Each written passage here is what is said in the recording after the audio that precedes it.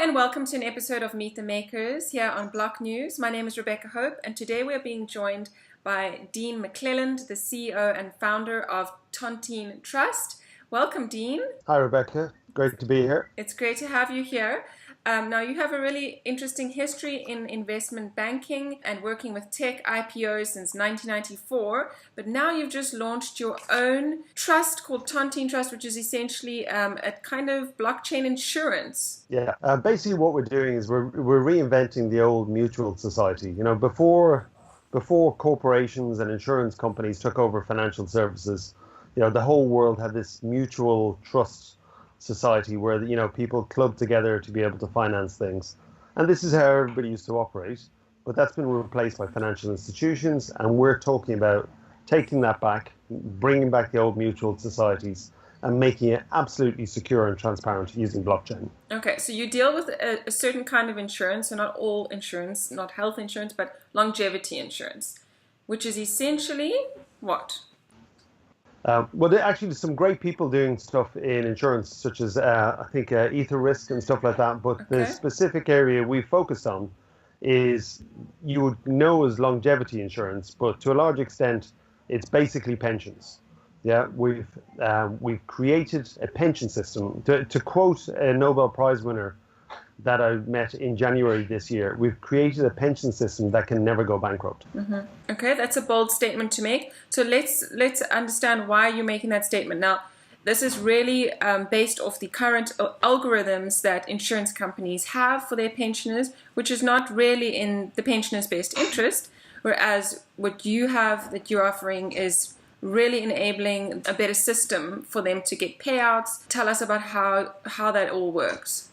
Well, think about the existing pension system, and you know, you could use the US as a good market. What's happening is that you've got all these taxpayers. You know, they're earning money every month, they're paying tax, but they're also making a contribution towards a pension fund. And if you're in the US and you're working for the government, you're paying money into a state pension fund. So there's 50, and the reason these people are paying that money into the state pension fund is that they expect that when they retire, they're going to receive a pension payment for the rest of their life, no matter how long it lives. But the problem is, all that money that's being paid into those pensions at the moment is being used to pay the people that retired 10, 20 years ago. And really, there's no funds there to pay you in 20, 30 years' time. There's no funds there to pay me in 20 years' time, because all of these pension systems are virtually bankrupt.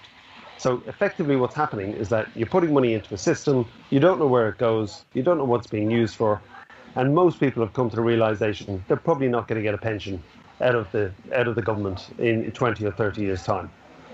We're going to do something about that. Anybody that puts money into our system, you can track exactly where it's gone into, you can see where it's being invested, you can see how conservatively it's being invested, and the algorithms can show you exactly what your expected return is in 20, 30, 40, 50 years' time. And all of this can be verified on the blockchain. Let's take a case study. So my mother's 75. She's a member of a golf club. They've all got a reasonable amount of money. They're all aged between 65 and 85. But they're all worried that they're going to spend the money too quickly and run out of money and, you know, end up in a state nursing home or something in 20, 25 years' time. And this, you know, they managed to forget about this. And then what happens is that one of the members dies. And they say, oh, wow, you know, she was so careful with her money. Why didn't she just enjoy her life? Why didn't she just enjoy her last few years instead of being so careful? And it really distresses them. So they really think about this. And, you know, as she does, she came to me and said, you know, can we find a solution for this? Can't you solve it? You're good at solving problems. Yeah. And here I am 18 months later, reinventing the whole global retirement system and being contacted by media journalists all over the world. It's I might have to give her a good Christmas present this year. Well, I'm sure they're going to be your first users. Yeah, exactly. You just raised an interesting point. We met a massive insurance company in Japan, and they're not involved in the life annuity business, which is the insurance version of a pension. And they steer away from it because they think that all the insurance companies, all the people issuing life annuities could end up going bankrupt in 10 or 20 years' time. Yeah. And they've been investing in nursing homes. But because the Japanese think so far ahead, they were telling me that their biggest fear is that they're going to have this multi-billion-dollar insurance business where they're going to be kicking old ladies out into the street because they've outlived their savings. So the reason they were talking to us is that our platform can effectively create a lifelong income stream that will always be able to pay the rent on the nursing home, such that nobody will ever be kicked out on the street. Okay, and you were saying that you cannot extract the funds. Yeah, well, it's the same with many pension funds or even many insurance products. You know that once you buy the product, you can't take it out. But effectively, Tontines are a 365-year-old product. The nature of a Tontine is that it's almost like buying a lottery ticket. You're buying a big lottery ticket that pays out a reward every month, and you're making a bet on yourself. Yeah, you're betting that you're going to outlive the other members in the pool. You don't know who you're in with, but you want to be the one that lives the longest, because if you live the longest, you collect that much more.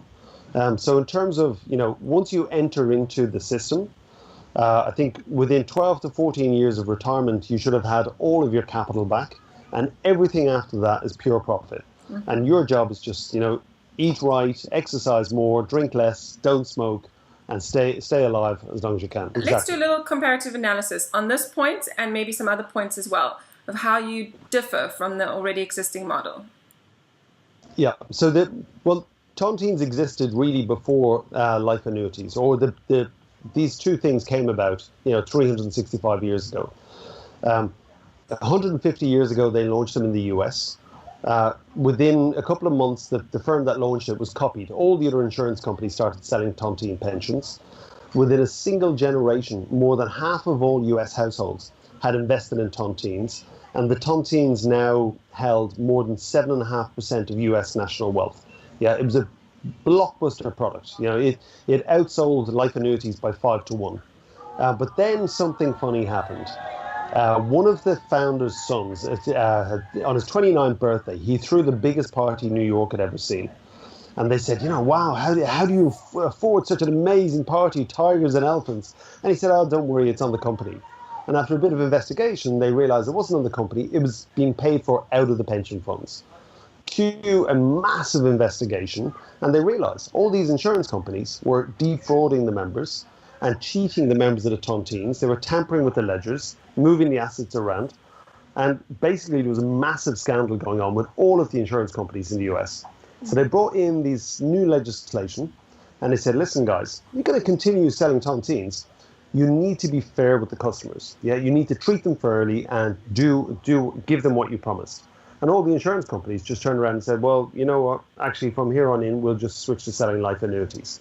Because the trick with life annuities is that in a Tontine, when a member passes away, their capital gets shared with the remaining members. In a life annuity, if a member passes away, their capital goes to the shareholders of the insurance company. And that's a fundamental difference. Is that how you're able to ensure that the payouts continue to grow? Because they grow quite exponentially, right, over the years? Yeah. Or? Yeah, so basically there's a wonderful article in, I think, Market Watch, where they call it a kind of guaranteed alpha. Yeah, so there's no such thing in the investment world as a guaranteed alpha. But they coined the phrase in respect of Tontines. We're not going to try and be the best investment manager in the world. We are aiming to be absolutely average, low-cost index funds, diversified all across the planet. But the point is that you're in a Tontine with 10,000 people, and if you are one of the lucky ones to live to later years, you're going to be benefiting from the capital of those that were not lucky enough to survive long enough. And they're going to subsidize your golden years as such. And this is why the payments keep rising. I see. Okay, so who's all on your team? And I'm guessing that you've had some advisors also from the insurance side. So yeah, just walk us through that.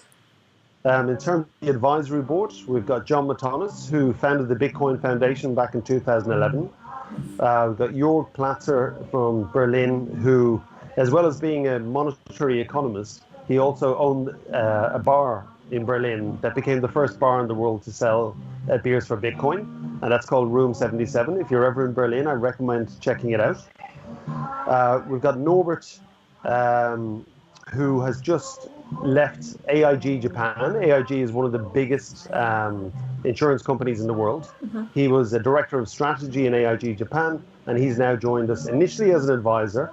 I think he'll end up having a far more significant role, but that's a conversation for a few weeks' time. And the last one is Mike Edelson. I don't know if you're a football fan at all, are you, Not really. Rebecca? Okay. Well, if you were, chances are you'd support Manchester United. And Mike Edelson is a friend of mine that's been a director of Manchester United for the last 30 years, since the really good times began for them. And we've been working on tech IPOs and stuff like that. And I went and met Mike last year and I said, listen, I've got something. It's going to be wonderful. It's going to change the lives of hundreds of millions of people. And I told him it was about Tontines. And Mike immediately turned around to me and said, wow. He said, my dad was a member of Tontine. And he said, this is a long time back. This is just after World War II. He said, that Tontine company saved our family twice. The income kept coming in from the Tontine. He said, it saved our family twice. So he said, anywhere I can be involved in the project, wow. I can. So essentially you're using an old system, but you're using it now through the blockchain technology, which is transparent, where everything can be tracked. There's no hiding of funds. There's no wondering, how things are working behind the scenes. So that's great. And then, maybe just tell us a little bit about the market that you're wanting to enter. You said that 10,000 people per day are retiring in the US. Are you looking for new retirees? Are you going to be open to people transferring? I think based upon the financial advisors that are contacting us now that want to work with us, they want to start offering this to newly retired people. Because as soon as they get to this point, they've got a certain amount of capital saved up, but they don't know, they need to work out how they can get a lifelong income out of it. So I'm sure the first target market will be the 10,000 people a day retiring in the US. Not sure what the number is worldwide. But according to the research we have, there's going to be an additional 400 million 60-year-olds in the next decade. They all need some sort of lifetime income or lifetime income solution. And we're the perfect product for this. So you are running an ICO at the moment. Tell us about that ICO and your token sale and how you plan on allocating those funds. So basically what we're doing is that, for the last 10 years, academics around the world have been trying to work out how to bring back tontines. And they had a number of issues. They said, how can we make it impossible for people to tamper with the ledgers? How can we keep all the members anonymous to each other? And how can we make money out of it if we're not able to charge high fees? Because the idea is to make it a lowest cost fee model possible. Blockchain solves all this. So we've got immutable ledgers. All the members are anonymous to each other. And by issuing a cryptocurrency as a means of monetizing the platform, we've created this fantastic way of not only saving money in the system by using digital currency as a bridge currency for settlement, but also by using this as an incentive to financial advisors to bring their customers onto our platform and help us get hundreds of billions of assets from around the world invested in the whole solution. So we've already issued a token or a currency. Our currency is called TONS, which is on the back of my T-shirt. You can probably see it here. It's already listed on 3 stellar platforms, and there's another 3 in process at the moment. And the idea now is that we're doing a private invitation-only pre-sale to institutional investors, targeting bringing in 40 million. After that, then we'll be rolling out a larger public sale. And the idea is that this token gives us the capital to build, one of the fastest growing asset management organizations on the planet.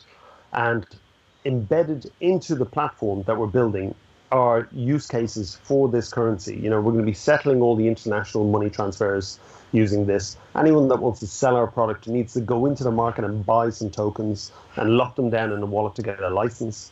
And we basically have worked through the tokenomics in quite detail. It's This is kind of my background, working out tech IPOs and structuring everything to ensure it's a successful aftermarket. And then I guess one of the big things will be for people, especially of the older generations, will be, you know, trust, and they really like their old school systems and being able to go drive down to the building wherever the insurance company is, and having to speak with somebody face to face. And I guess that is kind of an important element because it holds some sort of accountability. So do you think that those insurance brokers that you're partnering with, or those financial planners, that they will act as that kind of face-to-face engagement, or do you picture having some sort of offices around the world? No, it's a very interesting question, actually. I think the trusted financial advisors, honest, trusted financial advisors, will serve that role for us anyway. But I spend a lot of time in Singapore and Hong Kong and cities like this, and you see these massive skyscrapers with the most opulent boardrooms you've ever seen. You know, chauffeur-driven cars outside. You know, who's paying for that? Who's paying for that? The annuity holders. You know, if you cut out all that expense, you can increase the amount you're paying to the pensioners every month. So we don't want these big buildings. We want it to be completely automated, completely transparent and decentralized onto a blockchain. But I think it is a good point that people need the human touch, and probably will do what we're doing today. You know, which is if they want to speak to someone, they can have a video call with someone in our organization rather than going to some big fancy office building in the most expensive street in one of the most expensive cities in the world. And then lastly, so how are you guys going to monetize? Will you have some percentage on each transaction, or what? Yeah, so we've done two things. One is that we'll charge initially a 1% per year management fee, including everything. You know, all the underlying investment management fees, the custodian fees, trustee fees, everything else that's involved. But the other thing is, when we start sending you your payment, or sending your mum her payment every month, rather than sending it to a bank that's going to charge her banking fees on whatever she's doing, we'll send it to a debit card that we've issued. And if she wants to, she can use that as a bank account. She can withdraw money from the ATM, or just go and book her holidays and pay for restaurants on the card. And the nice thing about that is that we generate revenues on that side as well. Okay. You know, so we have this massive amount of money being paid out every month, and we're generating revenues from the card as well as from the very low asset management fee that we charge. Wow, sounds like a really robust system. And I think you already have a lot of interest, so the next step will just be maintaining trust from everyone, and all your partnerships with the financial advisors.